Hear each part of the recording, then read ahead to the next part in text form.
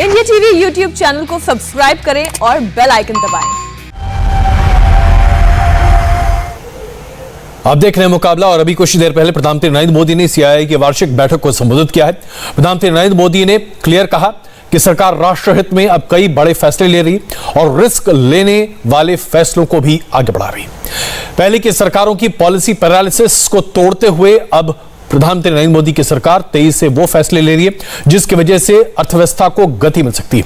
उन्होंने कहा कि उनकी सरकार राष्ट्रहित में हर जोखिम उठाने को तैयार है और यही वजह है कि महामारी के बावजूद अर्थव्यवस्था रफ्तार पकड़ रही है और इसी मुद्दे पर आज हम चर्चा कर रहे हैं। हमारे साथ शाजिया इल्मी जी मौजूद हैं, भारतीय जनता पार्टी के प्रवक्ता, और जॉय कुमार जी कांग्रेस के प्रवक्ता, डॉक्टर आशुतोष वर्मा समाजवादी पार्टी के प्रवक्ता और माधव आनंद जी जेडीयू के प्रवक्ता हमारे साथ मौजूद हैं। सबसे पहले आशुतोष जी, मैं आप ही से ये सवाल लूं, सीआईआई की इस बैठक में प्रधानमंत्री नरेंद्र मोदी ने तमाम उन फैसलों का जिक्र किया जिसकी वजह से आज देश की अर्थव्यवस्था को तेजी और गति मिल रही है।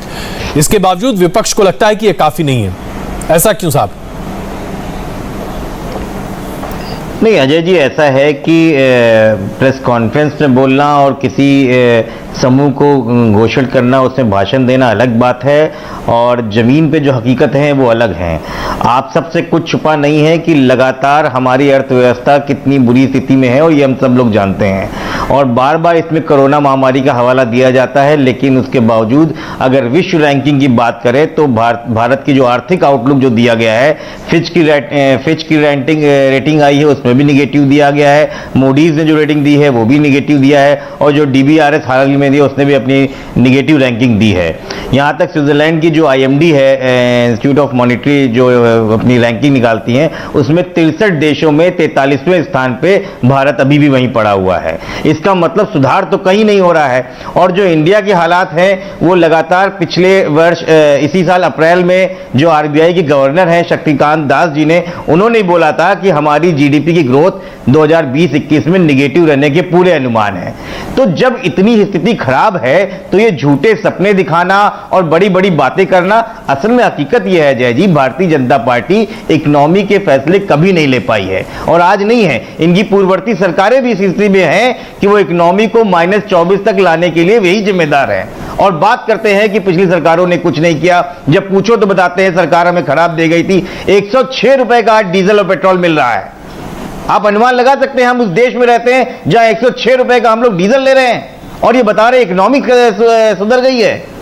मतलब ये शर्मनाक है। चलिए शाजिया इल्मी जी आपका जवाब दे रही है। इससे पहले कि मैं कुछ आंकड़े प्रस्तुत करूं आपके सामने, शाजिया जी आपका जवाब दे रही है। शाजिया इल्मी साहब, 2 RBI गवर्नर आपके रिजाइन करके चले गए। शाजिया जी, आपने बोल लिया अपनी बात, आप 2 RBI गवर्नर, तो इससे आप फिर से जो रिपीट कर रहे हैं अपनी बात को भाई साहब, इससे आप अपना भी वक्त आप जो है बेजा जाया कर रहे हैं और दर्शकों का भी। मुझे लगता नहीं सही है क्योंकि वक्त की कीमत है, वक्त की बहुत बड़ी कीमत है। तो मैं शुरू करती हूँ। सबसे पहले आपने शायद सुना नहीं प्रधानमंत्री का बयान, उसको भी आप गलत बोलेंगे और आप कहेंगे इसमें कुछ सच नहीं है, लेकिन उन्होंने अलग अलग पैमानों पर बताया कि किस तरह से काम हो रहा है, चाहे वो स्टार्टअप्स हो, चाहे वो हमारी FDI हो, चाहे जो ग्रोथ, जो पैंडेमिक के बावजूद जो हमारी कल्याण से सेवाएं हो। आपने बार बार पेट्रोल और डीजल का आप लोग जिक्र करते हैं और मुझे खुले तौर पर इसका जवाब देना जरूरी है। बहुत ही अनफॉर्चुनेट और दुर्भाग्यपूर्ण स्थिति रही है। आप सब जानते हैं कि कोविड के दौरान कितने लॉकडाउन के वजह से कितने ज्यादा बेरोजगार ठप हुए। इसमें किसी ने जानबूझ के ये नहीं किया और कोई भी सरकार होती है और दुनिया भर की सरकारें ये झेल रही हैं। इसके बावजूद 80 करोड़ जो फूड ग्रेन घर घर जा रहा है, डीजल और पेट्रोल किसी देश में नहीं है मैडम, पाकिस्तान में नहीं है। आपको चुप रहना पड़ेगा। नहीं, आपको चुप रहना पड़ेगा। पाकिस्तान में भी नहीं है। ये आपकी नीतियां खराब है इसलिए स्थिति है। नहीं, थोड़ा चुप रहना पड़ेगा। तो जो कैपिटल एक्सपेंडिचर जो खर्च हो रहा है, नहीं तो सही बात बोलनी पड़ेगी ना। दिया जा रहा है। आप अगर 106 रुपए का पेट्रोल भी एक्सप्लेन कर देंगे तो आप, मुझे लगता है ये तो बहुत ही हास्यास्पद है। आशुतोष जी शाजिया जी को सुनिए तो सही। तो भी आप एक्सप्लेन कर रही हैं। देखिए आपने अपनी बातों को रखा और मुझे लगता है कि हमें शाजिया जी की आवाज को जरा सुनना चाहिए। प्लीज शाजिया जी बात कंप्लीट कीजिए, आगे बढ़ेंगे थोड़ी देर के लिए। तो जी, तो मैंने मुझे खत्म करने दीजिए। तो देखिए ये एक्सपेंडिचर, या तो हम लोग इनकम टैक्स बढ़ाएं या इनडायरेक्ट टैक्स बढ़ाया जाए ये कहां से एक्सपेंडिचर निकलेगा? ये बहुत ही जरूरी है, सब अपना अपने हिस्से का सब काम कर रहे हैं, लेकिन ये सारी योजनाएं भी जरूरी हैं। गरीबों का ख्याल रखना भी जरूरी है। भूखमरी से एक भी गरीब की मौत नहीं हुई हमारे देश में, बावजूद इसके कि बेरोजगारी है, कोविड की वजह से व्यवसाय में दिक्कतें आई हैं, उसके बावजूद आप देखिए ग्रोथ रेट वापस हम लोग जा रहे हैं, वापस प्रोपेल किया जा रहा है, सुधार लाए जा रहे हैं, बड़े बड़े फैसले लिए जा रहे हैं। आप रोडवेज और इंफ्रास्ट्रक्चर में देखिए, कैपिटल एक्सपेंडिचर है, ये नॉन कैपिटल एक्सपेंडिचर नहीं है, ये कैपिटल एक्सपेंडिचर है, यानी कि एसेट्स बनाए जा रहे हैं। इस एसेट्स को बढ़ाने से 7x फायदा हो रहा है और इससे रोजगार भी मिल रहा है। तो इससे दो तरह से लाभ है। एक तो इकोनॉमी को बूस्ट मिलता है, यही न्यू डील में हुआ था, अगर आपने उसके बारे में पढ़ा होगा। तो जब ऐसे हालात है तो आपको रोजगार भी देना है, इकोनॉमी को भी पुल करना है, आपको एसेट बढ़ाने हैं, आपको इंफ्रास्ट्रक्चर पे ध्यान देना है। तो ये वजह है। और सही बात कह रहे हैं आप, पेट्रोल डीजल के दाम है, लेकिन ना तो इनकम टैक्स बढ़ा है, ना किसी और चीजों का टैक्स बढ़ा है। चलिए, अपनी बातों को बहुत प्रखरता से अभी शाहजिया जी ने रखा है। अजय जी, मैं आपके पास आऊं। प्रधानमंत्री जी ने अपने सीआईआई के भाषण में उस रेट्रो टैक्स की बात भी की है, जो कि आपकी यूपीए सरकार के दौरान हिंदुस्तान में लादा गया, और वो अपने आप में पहला ऐसा एग्जाम्पल था जो कभी नहीं होना चाहिए था, लेकिन हुआ। उसे आज मौजूदा सरकार ने खत्म किया है, बहुत बड़ी पहले, वरना इंटरनेशनल कॉन्फिडेंस बहाल नहीं हो पाता। फिर भी आपको लगता है कि आज मोदी सरकार आर्थिक मोर्चों पर विफल है, क्यों भाई? देखिए अजय जी, रेट्रोस्पेक्टिव टैक्स एक हमारे विचार में और व्यक्तिगत रूप से, और मुझे लगता है पार्टी के अंदर भी स्पष्ट रूप से ये काफी लोग ने बताया, चिदम्बरम साहब ने भी बोला है कि वो टैक्स गलत था, तो इसमें दो राय नहीं है। 7 साल क्यों लगे बताइए सरकार को? इसलिए 7 साल लगे क्योंकि जब केन ने जो भारत के एसेट को जो कब्जा करने के लिए आदेश निकाले थे, वो ट्रिब्यूनल के माध्यम से, इंटरनेशनल आर्बिट्रेशन के माध्यम से, तो सरकार मजबूर हो गई। अब मोदी जी को, प्रधानमंत्री जी इतना लगातार असत्य कहते रहते हैं, अफसोस की बात है कि बोलते कि हमने निर्णय लिया। निर्णय का कारण क्या था 7 साल में? शाहजिया जी 2 सेकंड, 7 साल तक तो निर्णय नहीं लिए। जब उनको पूरे दुनिया में जो है, जब भारत के एयर इंडिया के एसेट को जब्त करने की स्थिति हो गई थी, तब उन्होंने जो निर्णय, और तब वाहवाही लूटने के चक्कर में, तो ये सरकार किसी चीज में भी वाहवाही लूट सकती है। दूसरी बात है, जब मैं इनके भाषण सुन रहा था तो एक चीज स्पष्ट है कि भाषण ही हमारा शासन नहीं है। मोदी जी और इनके सरकार के लिए एकदम फिट एक डिस्क्रिप्शन इसलिए है। आपको विश्वास, मुझे लग रहा था कि किस देश के बारे में बोल रहे हैं। हमने जो है वेंटिलेटर में अच्छा काम किया, ऑक्सीजन में अच्छा काम किया। यही एक ही सरकार इस देश के इतिहास में 70 साल में कभी नहीं हुआ जो बेरोजगारी के आंकड़े जो है प्रकाशित नहीं करती है। आपको कभी नहीं मालूम होगा कि इस देश में कितने बेरोजगार हैं, ये पहली सरकार है। तो वाह लूट लीजिए मोदी जी को जो है धन्यवाद, कभी नहीं। दूसरी बात, महंगाई, अजय जी कंप्लीट करने दीजिए, सुन लीजिए, कड़वा सच है लेकिन सुन तो 2 second sir. Petrol diesel, inflation, महंगाई, बेरोजगारी, इस देश में आप बताइए, आप भी जानते हैं कि पूरी तरह से लोगों की कमाई, एक शाहजिया जी 2 सेकंड, लोगों की कमाई कम हो गई है। पहली बार 30, देख लीजिए, 3 करोड़ मध्य वर्ग के लोग गरीबी रेखा के नीचे चले गए। मध्य वर्ग जो बीजेपी के जो व्हाट्सएप फॉरवर्ड करते हैं, 3 करोड़। एक मिनट शाहजिया जी, मैंने आपको इंटरप्ट नहीं किया। शाहजिया जी, मैं तो बहस नहीं करूंगा, मैं तो आपको इंटरप्ट नहीं किया, तो अनुरोध है कि 2 मिनट में खत्म कर लेता, फिर आप जितने सवाल। आप बहुत लंबा भाषण दे रहे हैं भाई साहब। अरे भाषण तो मोदी जी 2 लोगों ने सरकार को कहा है कि मेरा फर्ज है जवाब देना। मैं 2 सेकंड। अच्छा Shazia ji please let him finish. Shazia ji please सुन लेते हैं। अच्छा अजय जी प्लीज संक्षेप में बस 30 सेकंड में खत्म कीजिए, क्योंकि एक सवाल मुझे आपसे पूछना है, उसका शाहजिया आपसे सवाल पूछेंगी जी। एक मिनट, क्योंकि भारतीय जनता पार्टी के सभी प्रवक्ताओं को जो है आंकड़े एकदम पसंद नहीं है। मैं आपको जरा आंकड़े के माध्यम से कह रहा हूं, बेरोजगारी के आंकड़े देख लीजिए, महंगाई का देख लीजिए। मध्य वर्ग, 3 करोड़ मध्य वर्ग लोग जो है गरीबी रेखा के नीचे आ गए। इस देश में 24 करोड़ लोग जो है, जो खत्म हो गए थे, 12 करोड़ तक गरीबी रेखा के नीचे लोग थे, वो 24 करोड़ हो गए। तो आप बताइएगा कि ये किस देश के बारे में भाषण दे रहे थे, मुझे समझ में नहीं आया। मैं सोचा था कि मोदी जी ने हो सकता है गलती से साउथ कोरिया का आंकड़े निकाल करके भाषण शुरू कर दिया। बिल्कुल साउथ कोरिया के आंकड़े नहीं है, लेकिन अजय जी मैं दो सवाल आपके सामने रख रहा हूं, दरअसल दो तथ्य रख रहा हूं और उसका एक सवाल। सबसे पहला सवाल, आपने बेरोजगारी की बात की, मैं आपके सामने 2007-2008 के आंकड़े रख सकता हूं, जब मनमोहन सरकार दम भरती थी कि आर्थिक तरक्की लगातार आगे बढ़ रही है।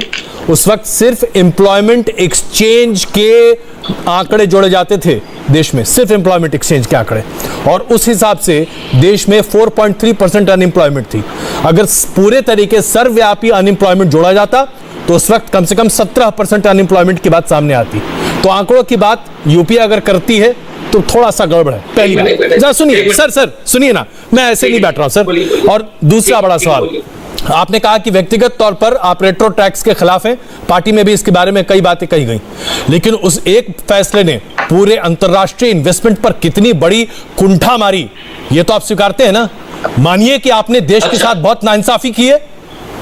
एक मिनट तो बोलने दीजिए। तो आप कैसे बोल सकते हैं, मोदी जी बोलते हैं कि सबसे ज्यादा फॉरेन डायरेक्ट इन्वेस्टमेंट आ गया है, कोई नाइंसाफी। मैंने जो सर अजय जी आप बहुत ही पढ़े लिखे और बुद्धिजीवी हैं, मैं जानता हूं, इसलिए मैंने आपके सामने सवाल रखा। आप बताइए कि घोस्ट अनएम्प्लॉयमेंट का कॉन्सेप्ट इस देश में किसने दिया?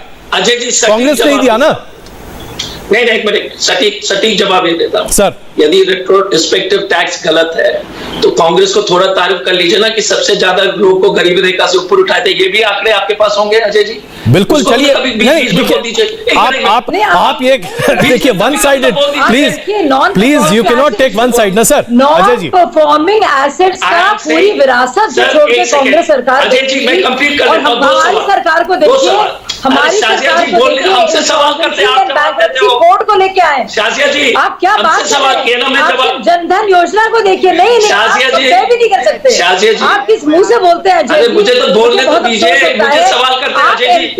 अजय जी मैडम को जरा अनुरोध कर लीजिएगा कि मुझे बोलने की वजह से देश में कितना। शाजिया जी जरा 2 मिनट बोलने दीजिए, नहीं तो अजय जी कह देंगे कि पार्लियामेंट से लेकर टीवी स्टूडियो तक विपक्ष को बोलने का मौका नहीं मिलता। जी नहीं आपके साथ ये शिकायत कभी नहीं रही, आपके साथ अजय जी आपके साथ इस तरह की शिकायत कभी नहीं रही है। तो इससे मैं आपसे, क्योंकि जिस तरह से आपका डर करते हैं, एक दो चीज कांग्रेस के समय में बहुत सारे अच्छे निर्णय लिए गए थे, कुछ गलत निर्णय लिए गए थे, हम भी बोलते हैं, लेकिन ये सरकार कभी अपनी गलती को नहीं मानते। दूसरी बात है, रिट्रोस्पेक्टिव टैक्स को जो कानून ले आए थे 7 साल बाद, वो मजबूरी में ले आए थे, वो दूसरी बात है। तीसरी बात है, आप बोलते हैं कि हमने एम्प्लॉयमेंट एक्सचेंज के आंकड़े जो सार्वजनिक किए, बाकी नहीं किए। अब ये स्थिति इस देश में कि कोई आंकड़े नहीं है। अब आप बताइएगा कि कम से कम कुछ तो आंकड़े थे। अरे सर देखिए अजय जी यही मैं कहता हूं, partial truth is more dangerous than the absolute falsehood. पुरानी कहावत है, आधा सच झूठ से भी ज्यादा खतरनाक होता है। बात ही नहीं है, कोई है ना। खैर चलिए, मैं अभी बहुत देर से हमारे जेडीयू के माधव जी इंतजार कर रहे हैं। माधव जी, आपने विपक्ष के दोनों नेताओं की बातें सुनी है, आप जरा बताइए क्या आज वाकई में आर्थिक दृष्टिकोण से हम लगातार पिछड़ते चले जा रहे हैं, जैसा विपक्ष चाहता है कि हम मान ले? प्लीज। अजय जी, मैंने सारे लोगों की बातों को बड़ी ध्यानपूर्वक सुना और मुझे विश्वास है कि मुझे 2 मिनट बोलने का मौका दिया जाएगा, क्योंकि मैं एक अर्थशास्त्री भी हूं। पिछले 7 सालों में आदरणीय प्रधानमंत्री जी के, नरेंद्र मोदी जी के नेतृत्व में जो सरकार चल रही है, निश्चित रूप से बहुत सारे ऐसे ठोस कदम उठाए गए हैं जिससे भारतीय अर्थव्यवस्था को मजबूती मिला है। आप जीएसटी की बात आदरणीय प्रधानमंत्री जी ने की, जिस तरह जीएसटी लाया गया, जीएसटी का जिस तरह कलेक्शन हो रहा है, तो निश्चित रूप से एक ये बहुत शुभ संकेत अपने देश की अर्थव्यवस्था के लिए है।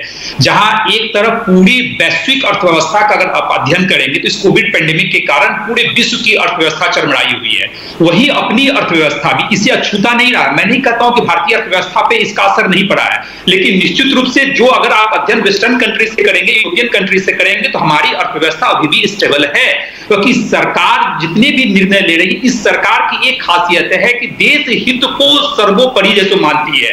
देश हित के लिए अगर ठोस कदम उठाने होते हैं तो ये सरकार जैसे ठोस कदम उठाने का जैसे जज्बा रखती है, और कई ऐसे कदम उठाए। जीएसटी उसका एक उदाहरण है।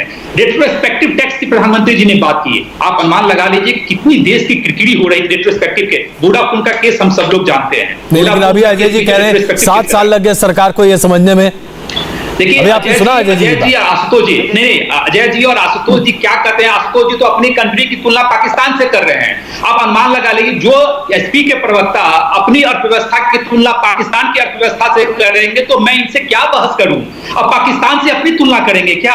अपनी अर्थव्यवस्था आशुतोष जी पाकिस्तान से तुलना कर आप पूरे देश की भावना को ठेस पहुंचा रहे हैं। आशुतोष जी समर्थक खेलोगे, पाकिस्तान बात करना ही पड़ेगा।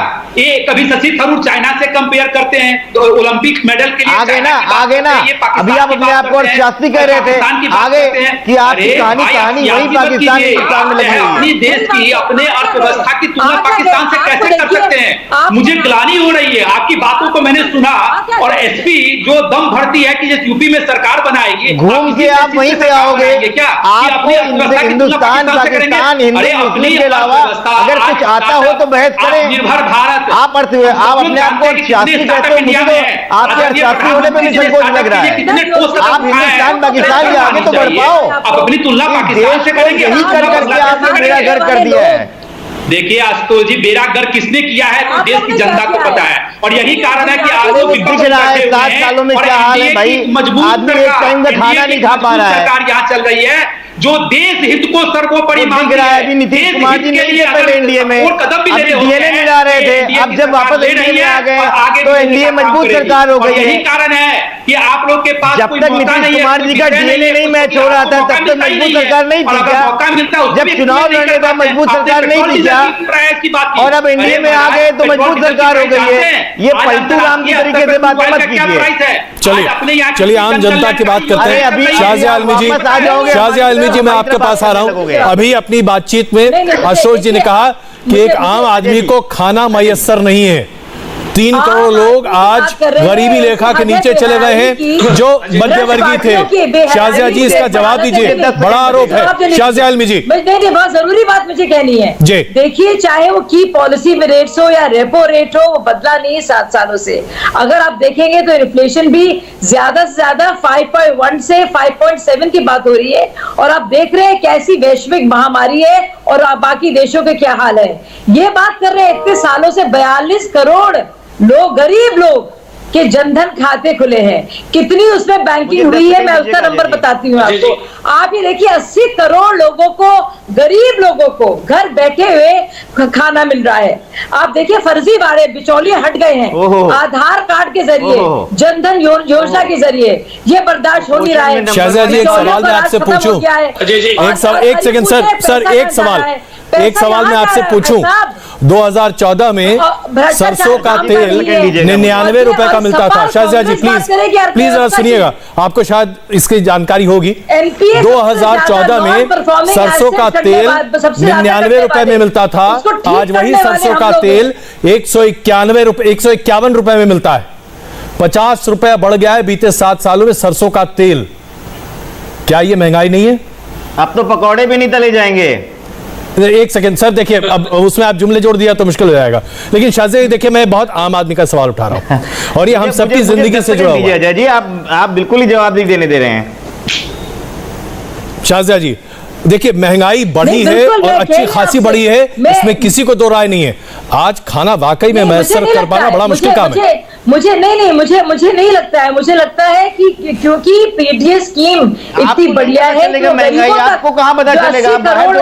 मैं बता रही हूँ आपको ना। नहीं 80 करोड़ लोग बीजेपी के उत्तर प्रदेश में 80 करोड़ लोग पीडीएस के जरिए जिनको घर घर पैसा जा रहा है, वो कहीं से जा रहा है, उनको महंगाई का एहसास नहीं हो रहा है। हाँ ये जरूर है कि बहुत सारी नौकरियां गई, सही बात है, मिडिल क्लास ने बहुत सफर किया है और बिल्कुल है, मैं मान रही हूँ, मैं वही तो बता रही हूँ आपको, ये हुआ है। ना बीजेपी वाले है ही नहीं। सत्यदेव सिंह ने मना कर दिया है कि महंगाई है ही नहीं कहीं पर। छोटे लोगों की छोटी बातों का मुझे जवाब नहीं देना है। नहीं शाहजिया देखिए एक आम आदमी की बात है, एक आम आदमी की बात। मैं अजय जी आ रहा हूं आपके पास, बस एक छोटा। शाहजिया जी प्लीज देखिए, आप पीडीएस की बात कर रही हैं, मैं मध्य वर्ग की बात कर रहा हूं। 2014 के मैं आपके तमाम आंकड़े दे सकता हूं, जब मोदी सरकार ने अपना कामकाज संभाला था, तेल 99 रुपए का था, ये बिल्कुल सही है। जो दाल है बिल्कुल सही कह रहे हैं आमतौर आप पे अजय जी। अरहर की दाल, उसकी कीमत मैक्सिमम 90 से 92 रुपए थी, जो आज किसी भी तरह से 160 रुपए से कम पे नहीं मिलता। आप गेहूं की बात करें, चावल की बात करें, आज मध्य वर्ग के पास गृहिणियों को वाकई में दिक्कत हो रही है घर चलाने में। इस बात की जानकारी तो सरकार को है ही ना। आप गेहूं की बात करते हैं, उधर यही लोग बात करते हैं कि एमएसपी से डबल होना चाहिए, और उसके डबल में किसान जब सरकार खरीदती है, जो रिकॉर्ड खरीद भी हुई है इस बार, फिर आप कहते हैं कि उतना महंगा क्यों है। अब आप देखिए कितने विरोधाभास है सारे आर्गुमेंट में, क्योंकि मैं बहुत स्टडी करती हूँ, थोड़ा बहुत जानती हूँ। नहीं मैं बताती हूँ आपको। तो एक तो 80 करोड़ का जो क्लास हम बता रहे हैं, जिसमें वो बिल्कुल ही गरीबों की हम बात कर रहे हैं। मध्यम वर्ग में भी जो निम्न वर्ग है, सुनिए मुझे बोलने दीजिए भाई साहब, मुझे बोलने दीजिए। मैं आप ही के सवाल का जवाब दे रही हूँ। मैं जानती हूँ आप क्या कहेंगे, आपके रटे रटाए सवालों का ही जवाब चलिए भाई साहब। अच्छा ठीक है आपको क्यों आशुतोष जी अभी जो मैंने सवाल उठाए उससे इतर अगर आपके पास कोई सवाल है तो पूछ लीजिए। मैंने तो पूछा ना, अभी प्रवक्ता उसी का जवाब दे रही है। मेरे पास सवाल नहीं है, और मुझे बहुत साफ साफ ये अपने आप को शास्त्री कह रहे हैं, और ये भारतीय जनता पार्टी के जो लोग कहते हैं महंगाई नहीं है देश में। मैं आपको और बार बार कोरोना का जो हवाला दे रहे हैं, मैं आपको 2 फिगर्स दे रहा हूं कि जब मोदी सरकार ने जीएसटी लागू किया उस समय, एक मिनट सुनिए, जब जीएसटी लागू किया तो ये बोला कि प्रति साल भारत की जीडीपी 2% से ज्यादा बढ़ेगी, लेकिन हकीकत था कि 2015-16 में जो 8% की आर्थिक दर थी, वो 16-17 में 8.26 के बाद 17-18 में 6.8, 18-19 में 6.5 और 19-20 में 4.04%, और उस समय कोरोना नहीं था। इसका मतलब जीएसटी ने इस देश का बेड़ा गर्क किया है, और उसकी भरपाई आप कोरोना के नाम पे नहीं कर सकते। ये कोरोना के पहले के आंकड़े हैं, और लगातार जो हमारे एक मिनट मैं आप दोनों के बीच में आ रहा हूं प्लीज। अजय जी मेरे पास वक्त कम है, प्लीज मेरे पास वक्त कम है। अजय जी अभी शाजिया जी कह रही हैं कि जब किसानों को हम बढ़ी हुई दुगनी एमएसपी देंगे तो जाहिर सी बात है खाने पीने की चीजें और सामान महंगे होंगे, इसलिए लोगों को ज्यादा पैसे देने पड़ेंगे। मैं ये एग्जांपल दे रही है, मैं इस पर आपकी प्रतिक्रिया चाहता हूं छोटी सी, क्योंकि मेरे पास वक्त कम है। अजय जी, आशुतोष जी प्लीज, अजय जी की आवाज सुन रहे हैं हम सिर्फ। एक सेकंड सर मेरी आवाज बैठी हुई 2 सेकंड। आशुतोष जी 2 सेकंड पहले, इससे पहले एक बहुत ही महत्वपूर्ण आंकड़े हैं अजय जी। इस देश में 80 करोड़ जनता को जो है सस्ते में ये मुफ्त में राशन दिया जा रहा है। 130 करोड़ की आबादी में यदि इस देश में 7 साल में 80 करोड़ जनता को फ्री राशन देने की स्थिति आ गई, तो माधव साहब से मैं पूछना चाहता हूं कि कौन सी अर्थव्यवस्था है कि इस देश में 80 करोड़, गुजरात का मॉडल 6 करोड़ में से 3.5 करोड़ लोग को फ्री राशन। आप बताइएगा कि विकास है? आप बताइएगा कि देश आगे बढ़ रहा है कि 80 करोड़ 130 करोड़ में से मजबूर है फ्री का राशन खाने के लिए? इससे ज्यादा जो है क्या, इससे बड़ी कितनी क्या हो सकती है इस देश के बारे में? बार भी नहीं कहेंगे कि माधव जी जवाब दीजिए इसका। आप तो शास्त्री भी हैं, चीजों को बेहतर तरीके से जानते हैं। मैं बहुत सम्मान करता हूं अजय जी का, बहुत ही वरिष्ठ कांग्रेस के नेता हैं। इन्होंने बात कही कि जो है मुफ्त में अनाज, मैं कोविड पेंडेमिक के कारण जो मध्यम वर्गीय परिवार है या निम्न वर्गीय परिवार है जिनकी इनकम जो है सो बहुत कम है, तो स्वाभाविक है कि ये सो अनएम्प्लॉयमेंट बढ़ा है। इसमें कोई दोमत वाली बात नहीं है, सबने एक्सेप्ट किया है, सरकार ने भी एक्सेप्ट किया, अनएम्प्लॉयमेंट बढ़ा है। जब अनएम्प्लॉयमेंट बढ़ेगा तो लोग, स्वाभाविक है कि लोग को जो है सो खाने पीने के लिए दिक्कत होती है। तो सरकार ने जनहित को ध्यान में रखा, और सरकार ने जनहित को ध्यान में रखते हुए जब तक अर्थव्यवस्था पूरी तरह अपने पटरी पे नहीं आता तब तक वहां जो है सो मुफ्त अनाज की बात कही, उसमें कहीं कोई बुराई नहीं है। दूसरी बात जो एसपी के लोगों ने कहा, जीएसटी की उन्होंने बात की। जीएसटी लाने आप जानते कितने बड़ा रिफॉर्म है? आपके पास देश में कितने टैक्स पहले हुआ करते थे, आज सारे टैक्स को जो है तो जीएसटी के अंदर समाहित कर दिया गया। यानी एक टैक्स देश में है गुड्स एंड सर्विसेज टैक्स, और उसी का नतीजा है आपके पास FI, foreign exchange reserve, forex reserve. चलिए मेरे पास सिर्फ 30 सेकंड का वक्त है, और ये 30 सेकंड शाजिया जी आपके लिए। बातें करना जानते हैं, सिर्फ बातें होती हैं, काम नहीं है। महंगाई बढ़ रही है, आम आदमी मर रहा है, ये यह आरोप है विपक्ष का। शाजिया जी 30 सेकेंड्स ओनली। इनको कुछ रटे रटाए सवाल दे दिए गए हैं। खुद प्रधानमंत्री ने कहा, आप लोग सब कह रहे हैं इतने बुरे हालात हैं, अब स्टार्टर्स जो कि 21 होते थे 60 है, जिसमें से कई बहुत ज्यादा अच्छा काम भी कर रहे हैं। अब आप देखिए रोडवेज और हाईवेज के प्रोजेक्ट्स, आप देखिए कितने किलोमीटर्स की रोड्स और हाईवेज बन रहे हैं और उससे कितना डायरेक्टली फायदा हो रहा है उसी क्लास का जिसकी हम बात कर रहे हैं। लेकिन भूख बढ़ी है कि नहीं शाजिया जी? लोगों की भूख बढ़ी है कि नहीं? लोगों को खाना कम मिल रहा है कि नहीं? योजना है, आप देखिए जनधन 42 करोड़ खाते चलिए 7 साल में खुल गए। और मुझे इस बातचीत को, इस बहस को यहीं पर खत्म करना पड़ रहा है समय की वजह से। लेकिन शाजिया जी, इस बात की सनद तो हर किसी को होनी होगी कि महंगाई आज डायन की तरह हर किसी की आमदनी पर कुंडली मारकर बैठ गई है और इसे सुधारना सरकार की जिम्मेदारी है। बहुत धन्यवाद इस चर्चा में आप सबका शामिल होने के लिए। हम यहां पर एक छोटा सा ब्रेक लेते हैं और ब्रेक के बाद यूपी में लॉकडाउन को लेकर एक बड़ी खबर।